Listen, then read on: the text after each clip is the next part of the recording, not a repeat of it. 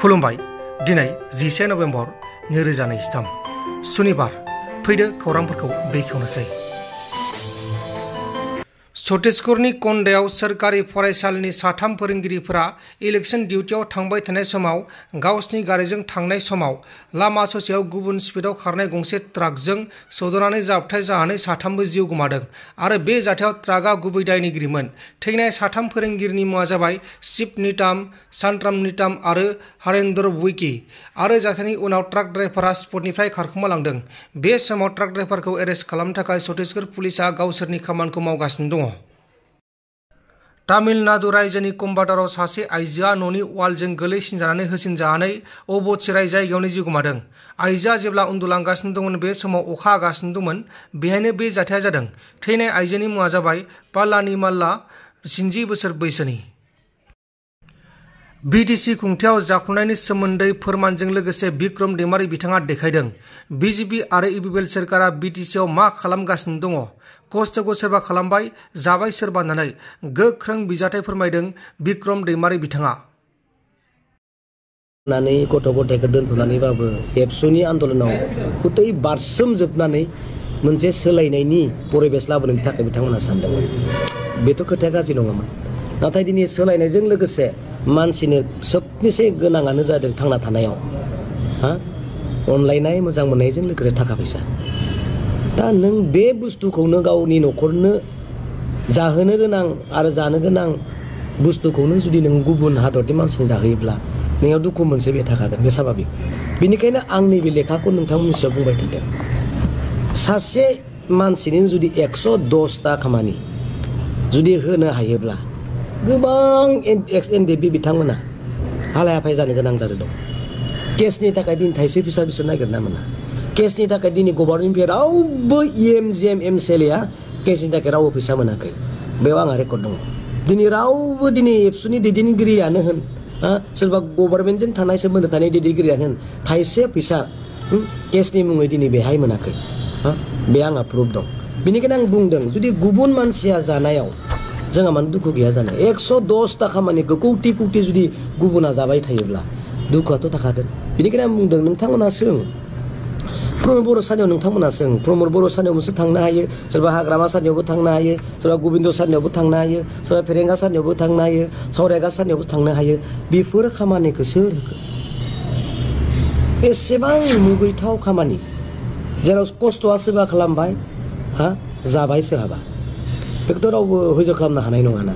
आं हाया, गुबुना मिथिया। बे खामानिया गोबिन्द सारनि डिपार्टमेन्टनि। गोबिन्द साराथ' मिथिया बेखौ। एप्र'खौथ' प्रमद बर' सार बिथाङासो खालामदों। मानो मिथिया बे? बिथांनि मानसिफोरा मानो मिथिया? बिथांनि मानसिफोरा मानो मोनाखै? एबसुनि एक्स दैदेनगिरिफ्रा मानो मोनाखै? आं बेखौसो बुंबाय थादों। जों मोनजायाखै बुंनांगौ गैया, नाथाय गावनि मानसिफोरा मोनजानांगोन ना, नङा होमबा? बेनिखायनो सों, एसेबां एथ' खामानिखौ बोरै होनो हाखो नों? मिडियाफोरासो, नङा होमबा? सों। दा बेफोरबायदिनि थाखायनो आं बुंदों जे अकल मिडियायावल' बुंबाल' जाया होननानै आङो मिथिं दावथिङावबो बुंदों। इउपिपिएलआ जुदि आंखौ दिनै लिंहरोब्ला, बिटिसिआव मा जादों मा जायाखै जुदि आंखौ लिंहरोब्ला आं बेयावबो थांना बुंहैगोन। बिजेपिनि मिटिङाव इउपिपिएलआ दिनै बिजेपि इउपिपिएल गभर्नमेन्टआ बिटिसिआव मा खालामगासिनो दङ बेफोरखौ आं बुंहैगोन। सोरबा दुलाराय बर' फरायसा आफादनि मिटिङावनो होन, इउपिपिएलनि मिटिङावनो होन, बिपिएफनियावनो होन, आबोबनियावनो होन, बर' साहित्य सभायावनो, बिएससियावनो गासैबो प्रग्रामाव आं बेफोरनि सोमोन्दै गासैखौबो बुङो। आंथ' दिनै पलिटिकेलाव गैया, नाथाय आङो दङ। सोन्दोखौबो आङो मोजां मोनो, नाथाय आं सैथो खोथाखौसो आं दिनै बुंगोन। आं बेखौसो बुंगोन। नंगौ, जाय आनन्द होननाय बिथां आदाया स्पर्ट्सआव नै दङ, थांनाय 2022 मायथाइनि 22, 23, 24 आरो 25 मार्च 2022 बिथांमोना नैबे 58 पस्ट, 58 भेकेन्ट पस्ट, जाय भेकेन्ट पस्टखौ बै समाव बिपिएफनि समावनो थिग खालामनाय जादोंमोन, होनोल' बाखिमोन। अब्लाबो दे दावबायसा बर' बिथां सार स्पर्ट्सनि इएम बिथांनि दैदेननायाव बे एडभार्टाइजखौ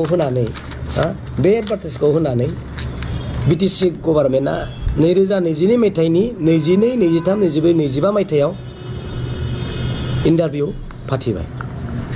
गोबाङा पास जाबाय, गोबाङा थालांबाय बे पास जानाय केन्डिडेट बिथांमोना एपइन्टमेन्टल' राननो बाखिसो एपइन्टमेन्ट रानगोन जेब्ला प्रमद बर' बिथाङा फाइलखौ एप्रुभ खालामगोन नाथाय जोबोद दुखु गोनां खोथा 1 बोसोर बारलांबाय March April May June July August September October November December January February March आरो दा मा सफैखो नभेम्बर 1.5 बोसोरनि उनावबो बिथांमोना बे एपइन्टमेन्टखौ राननो हायाखै मानो रानथ' हानांगौमोन ना मानो राननो हायाखै प्रमद बर' बिथाङा बे पास जानानै थानाय जायफ्रा दिनै स्पर्ट्सआव पास जाबाय जायफ्रा स्पर्ट्सआव पास जाबाय बिथांमोना पास जानानैबो एपइन्टमेन्ट लेटारखौ मोनाखै एसेबां दुखुनांथावना आरो दा बे इन्टारभिउ जाखाजोबनाय मानसिफोरनि केन्डिडेटफोरा एपइन्टमेन्ट मोननो थानायखौनो केन्सेल खालामनानै दा गोदान एपइन्टमेन्ट होनो थाखाय इन्टारभिउ फाथिदों बे मोनसे बिपद गोनां रुल्स नङा होमबा माबायदि एक्सेप्ट खालामगोन जे बै पास जाना थानाय एपइन्टमेन्ट मोननो गोनांफोरा प्रमद बर' बिथाङा मानो सिगनेचार होआखै मानो पास खालामाखै मानो एप्रुभ खालामाखै माब्ला तारिखआव प्रमद बर' बिथांनियाव थांदों माब्ला अफिसारनि सुहि जादों एपइन्टमेन्ट राननोल' बाखि बिनि डिटेल्स आंनियाव दङ आं बुंगोन होननानै सानदोंमोन नाथाय नोंथाङा दिहुननायखौ आंनो डकुमेन्टसा दंखायोसो मा डकुमेन्टस नांगौ आंनियाव गासिबो दंजोबो नाथाय अननानैनो आं किसुमान खोथाखौ बुङाखै दावबायसा बर' बिथाङा गोरोन्थि मावदों होनना आं बुंनो सानाखै बिथाङाबो दे आंनि मानसियानो जोंनि मानसियानो बिटिआरनि मानसियानो 58 जना फिलाप जाथोंसै होनना इन्टारभिउ बिथाङा फाथिबाय नाथाय एप्रुभखौ सोर खालामाखै प्रमद बर' बिथाङासो खालामाखै प्रमद बर' बिथाङा जुदि दिनै एप्रुभखौनो खालामाबा दावबायसा बर' बिथाङा बोरै एपइन्टमेन्ट होनो 3rd ग्रेड 4th ग्रेडनि खोथाखौ आं जेबो बुंला स्पेसियेल आं साननैसोनि उनाव नोंथांमोननि चेनेलनि गेजेरजोंनो आङो बुंगोन जिखि जाया बै नैबे स्पर्ट्सनि दा इन्टारभिउ होनायाबो बिपद गोनां बै इन्टारभिउआव पास जानाय एपइन्टमेन्ट मोननो गोनां बिथांमोना जुदि हाइकर्ट खालामना होयोबा मा जागोन जोंहा लकसन जाया होमबा बे मोनसे इसु जानानै थाया होमबा बे लामायावनो थांगासिनो दं दै बुंबायनो सासे आदाया बिदिनो थांगोन स्टार्ट जाहांबाय बेबायदि आरो घटनाया आङो बे फरेस्टनि दंफां दाननायनि सायाव जोंहा जिहेतु मानगोनां फेरेंगा सार बिथाङा बिनिनो मुरब्बि फरेस्टनि नाथाय आं मालाबा सानो सासे सुप्रिम सेक्रिफाइस खालामबोनाय हारिनि थाखाय नांबोनाय एनडिबि एक्सबिएलटि बिथांमोननि सेक्रिफाइसआ आलादा बेनिखायनो आङो फ्राय बिथिङाव आं एनडिबिनि सोमोन्दै रावखौबो सोंखारिनो आं समाया ना गावखौनो सानो दै सेक्रिफाइसआ आलादा जिहेतु अब्लाबो बुंनांगौ समाव आं मालाबा बुंगोन बिथांमोना आंखौ गोरोन्थि साननो नाङा फेरेंगा सार बिथांनि आं मोनसेल' खोथाखौ बुंगोन थांनाय माबायावहाय जुननि 9 तारिख जुननि 9 तारिख फेरेंगा सार बिथाङा फरेस्ट डिपार्टमेन्टखौ बासायनो थाखायनो गावनि मानसिफोरखौ मेनेजमेन्ट खालामनो थाखायनो बिटिसि सरकारनिफ्राय फेरेंगा सारनि नाजानायाव फरेस्ट बड'लेण्ड फरेस्ट प्रटेक्शन फर्स होननाय मोनसे प्रप'जेल होदोंमोन बे हाजो सेरनि फरेस्टफोरखौ बासायनो थाखायनो बे प्रप'जेलखौ होनायाव जोंनि बिटिसि सरकारनि दैदेनगिरिफोर प्रमद बर' बिथांजों लोगोसे गासैबो दंजोबो बुंदों जे अन्नानै जोंनि बड'लेण्ड फरेस्ट प्रटेक्शन फर्सखौ एप्रुभ खालामना हो बे माबाखौ प्रप'जेलखौ जे जों फरेस्टखौ बासायनो हानाय बायदि नाथाय आसाम गभर्नमेन्टनि मानगोनां हिमन्त बिश्व शर्मा सारा बिथांनि बे प्रप'जेलखौ डिलेट खालामदों डिलेट दाया सोरनि नङा होमबा दाया सोरनि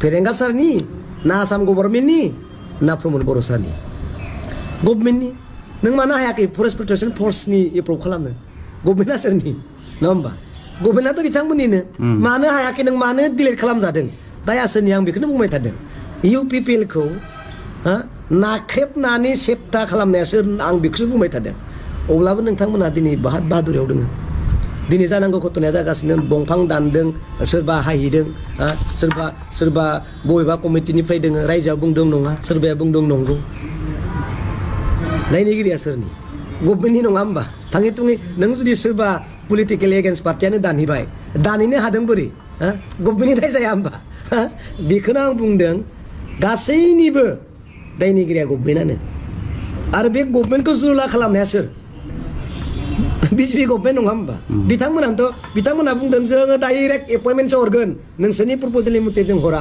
डाइरेक्ट जोङो मा होनना बुंगोन सेकेन्ड निउलि माने थार्ड बेटालियन हरनासो जों प्रटेक्सन खालामगोन होनना बुंदों आंयावनो लेखाया दं दा गतिके बेनो मावनांगौ गोबां दङ आंथ' आरो जिरायनाय गैया मावलांबाय थागोन आं बुंखाबाय सोरनो लिङो मिटिङाव आं बेयावनो थांगोन गुतै डकुमेन्टस लानानै आङो बुंगोन दे नोंथांमोन दिननि खौरांफोरा बेखिनिल'मोन बेखिनिसिम नायनायनि थाखाय नोंथांमोननिसिम रोजा रोजा साबायखर गोजोन्थों एसेनोसै जै बर' हारिनि